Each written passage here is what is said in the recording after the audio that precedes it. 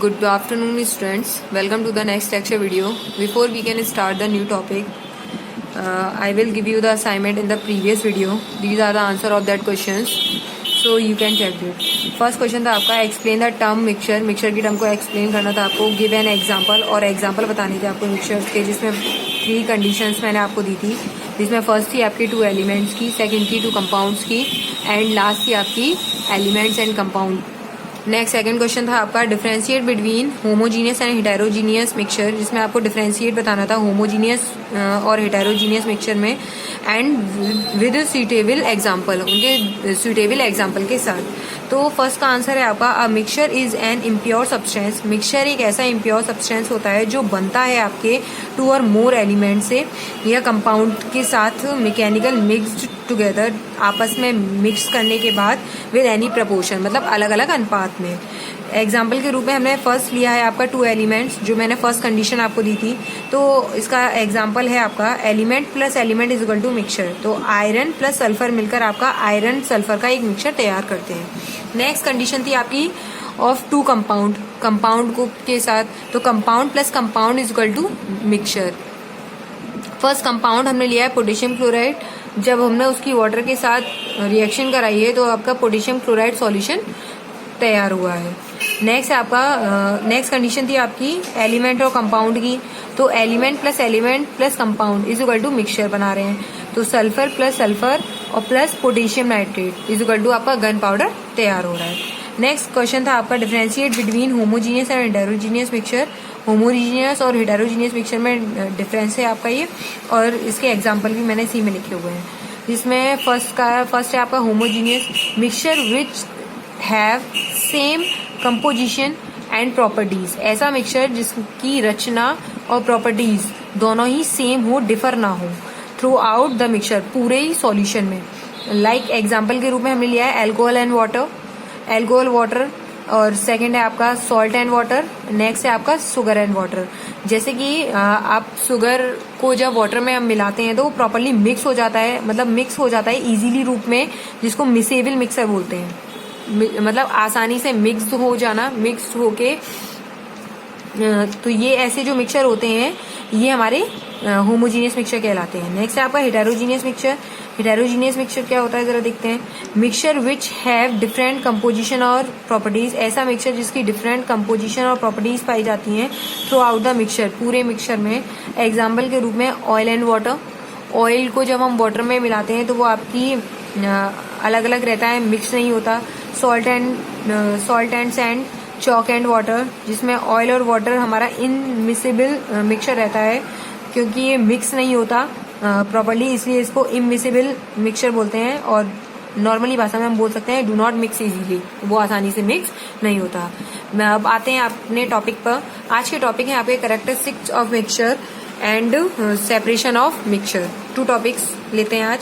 तो first topic में है आपका कैरेक्टरिस्टिक्स ऑफ मिक्सचर में फर्स्ट पॉइंट है आपका components in a mixture are. Components ऐसे जो मिक्सचर में पाए जाते हैं present in the varying proportion, ये अलग अलग प्रपोर्शन में पाए जाते हैं. जैसे एग्जांपल के रूप में elements plus element is equal to mixture. First हमने कंडीशन ली है मिक्सचर वाली, जिसमें हमने एग्जाम्पल लिया है वही आयरन और सल्फर का, जो हमारा मिक्स करके आयरन और सल्फर का सॉल्यूशन बना रहे हैं. आयरन एंड सल्फर का मिक्सचर ये तैयार करते हैं. जैसे नेक्स्ट आगे देखते हैं the mixture of iron and sulphur may contain iron and sulphur in varying proportion, जिसमें आयरन और सल्फर जो है वो अलग अलग प्रपोर्शन में पाए जाते हैं. नेक्स्ट आपका बी पॉइंट है mixture have no definite set of properties. ऐसा मिक्सचर जिसकी डेफिनेट शेट नहीं पाई जाती प्रॉपर्टीज की. कंपोनेंट्स लाइक एग्जांपल के रूप में आपके elements, compound in a mixture, जो हमारे एलिमेंट और कंपाउंड पाए जाते हैं, रिटेन देयर ओरिजिनल प्रॉपर्टीज. ये अपनी ही प्रॉपर्टीज में रहते हैं, मतलब ओरिजिनल प्रॉपर्टीज में रहते हैं, चेंज नहीं करते अपनी प्रॉपर्टीज को. लाइक एग्जांपल के रूप में हमने वही लिया है iron plus sulphur is equal to iron and sulphur का मिक्सचर, जिसमें नीचे हमने 3 पॉइंट्स में डिस्क्राइब किया है. जैसे फर्स्ट है आपका एलिमेंट में आयरन जब रिएक्ट करता है आपका हाइड्रोक्लोरिक एसिड के साथ तो आपका हाइड्रोजन गैस देता है. ऐसी सेम जब सल्फर को डिसॉल्व किया जाता है तो वो कार्बन डाइसल्फाइड में डिसॉल्व हो जाती है प्रॉपर. ऐसे ही नीचे नेक्स्ट में है the two properties of each element. ये जो टू प्रॉपर्टीज हमने बताई हैं दोनों एलिमेंट्स की are retain in a mixture. जब ये मिक्सचर के उसमें आते हैं तो वो अपनी स्ट्रक्चर रिटेन ओरिजिनल प्रॉपर्टीज में ही रहते हैं, अपनी प्रॉपर्टीज को चेंज नहीं करते। नेक्स्ट सी पॉइंट है आपका component in the mixture can. ऐसे मिक्सचर कंपोनेंट जो आपके be separated by physical method, जो आपके फिजिकल मेथड के साथ सेपरेट हो जाते हैं। जैसे एग्जाम्पल के रूप में हमने वही लिया है iron plus sulphur is equal to iron sulphur का mixture. A mixture of two elements, जो ऐसे मिक्सचर जो हमारे टू एलिमेंट्स से मिलकर बने हैं, जो हमारे आयरन सल्फर हैं, can be separated by using a magnet. हम इसको मैग्नेट के थ्रू हम फिजिकल मेथड के साथ इसको अलग अलग कर सकते हैं, बिकॉज जो आयरन है वो उसकी तरफ अट्रैक्ट हो जाएगी और सल्फर जो है वो हमारा अलग हो जाएगा। ये है आपकी comparative study of elements compound and mixture की, कि उसमें किस तरीके से कंपेरेटिव रहते हैं तीनों। ये टर्म हमने लिए हैं, टर्म है इसमें आपकी हमने 3 टर्म लिए हैं, एग्जिस्टेंस, प्रॉपर्टीज और सेपरेशन।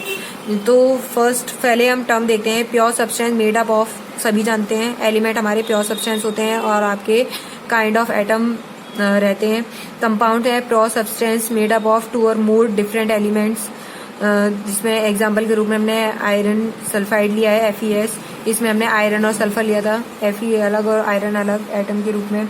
और मिक्सचर में हमने impure substance made up of 2 और मोर एलिमेंट्स और कंपाउंड, ये हमारे 2 और मोर एलिमेंट और कंपाउंड से मिलकर बने होते हैं, जो हमारे आयरन सल्फर मिक्सचर कहलाते हैं।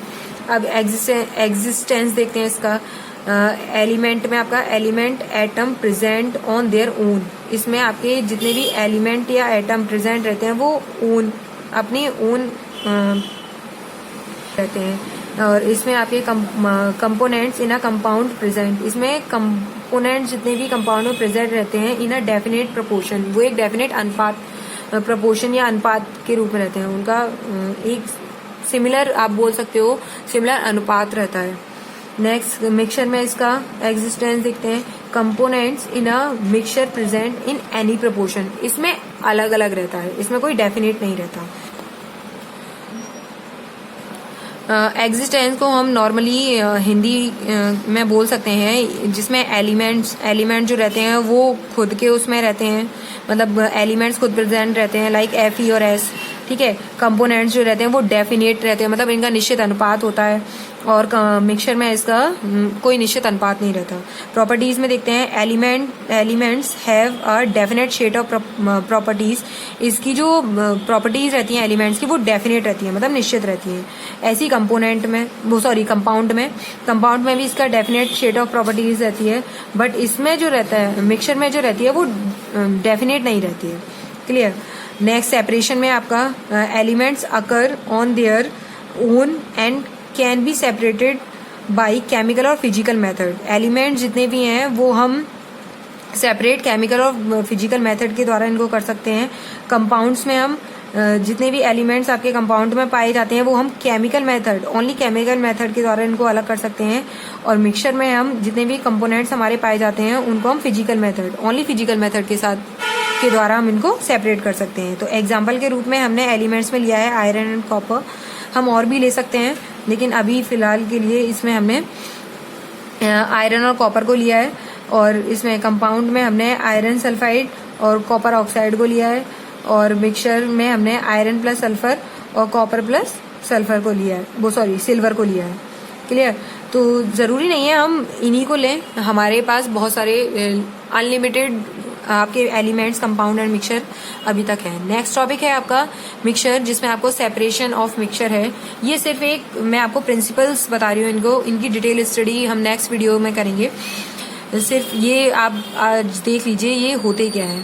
फर्स्ट इसमें मेथड है आपका सीविंग, नेक्स्ट है आपका मैग्नेटिक सेपरेशन, नेक्स्ट है आपका सब्लिमेशन, नेक्स्ट है आपका सेडिमेंटेशन, नेक्स्ट है फिल्ट्रेशन और लास्ट में आपका इवेपोरेशन। ये 3 जो मेथड हैं आपके सीविंग, मैग्नेटिक सेपरेशन और सब्लिमेशन, ये आपके सॉलिड टू सॉलिड मिक्सचर कहे जाते हैं। और सेडिमेंटेशन, फिल्ट्रेशन और इवेपोरेशन ये आपके सॉलिड टू लिक्विड मिक्सचर कहे जाते हैं। इसके प्रिंसिपल्स देखते हैं, प्रिंसिपल्स क्या हैं। Principle involve in separation of solid to solid mixture. ऐसे आपके प्रिंसिपल जो सॉलिड टू सॉलिड मिक्सचर में आपके इन्वॉल्व रहते हैं। बेस्ड ऑन सीविंग जो है, ये वाला जो मेथड है आपका डिफरेंस बताता है आपको साइज ऑन सॉलिड पार्टिकल्स में। साइज ऑन सॉलिड पार्टिकल में किस तरीके से वो डिफरेंस कर सकता है, तो वो इस पे बेस्ड रहता है। मैग्नेटिक सेपरेशन में डिफरेंस बताया जाता है magnetic and non magnetic nature of particles में। जो आपके नॉन मैग्नेटिक होते हैं और मैग्नेटिक होते हैं उनकी नेचर ऑफ पार्टिकल्स को बताता है मैग्नेटिक सेपरेशन। और सब्लिमेशन में आपका डिफरेंस बताया जाता है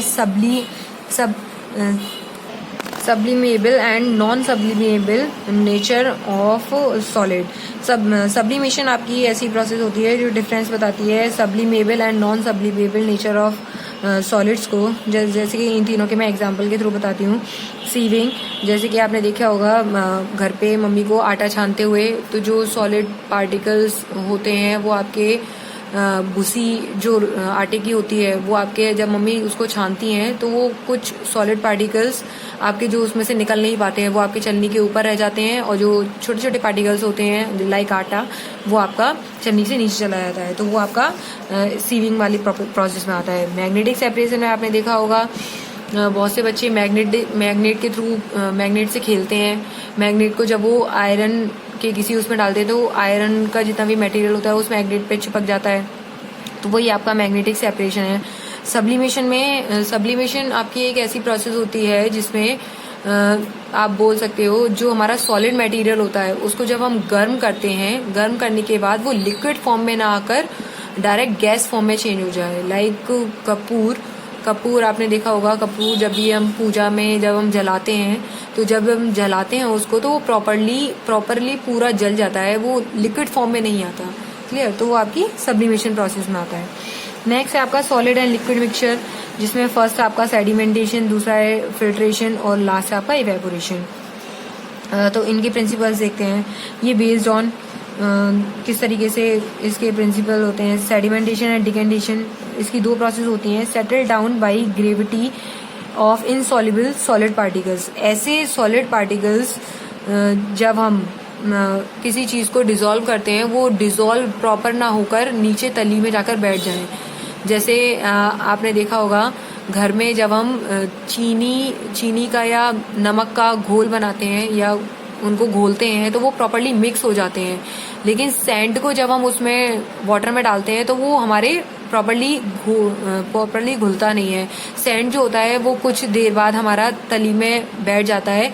तो ये जो हमारी प्रोसेस होगी सेडिमेंटेशन और डिकेंटेशन की, तो जैसे कि मैं इसके थ्रू बताती हूँ आपको।